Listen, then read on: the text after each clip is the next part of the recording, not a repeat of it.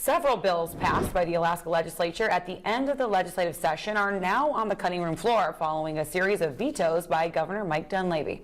In a press release yesterday, the governor announced his veto of 5 bills, saying they were passed after the session was constitutionally mandated to end on midnight of May 16th.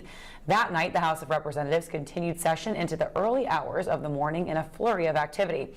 Dunleavy was quoted as saying, Article 2, Section 8 of the Alaska Constitution is unambiguous. All 5 bills passed after midnight of the 121st day, and the session was not extended by an affirmative vote of the least 2/3 of the membership of each body. After consulting the Attorney General Treg Taylor, I determined the only course of action was to adhere to the Constitution and veto the bills. The bills deal with a variety of issues, from the registration of commercial vessels, discrimination toward elected officials when providing insurance coverage, and the unemployment and employment of underage employees at places that serve alcohol. One bill sponsored by Interior Representative Frank Tomaszewski would have allowed the Alaska Railroad Corporation to issue bonds to fund infrastructure improvements. Our colleagues in Anchorage reached out to legislators for a reaction to the vetoes.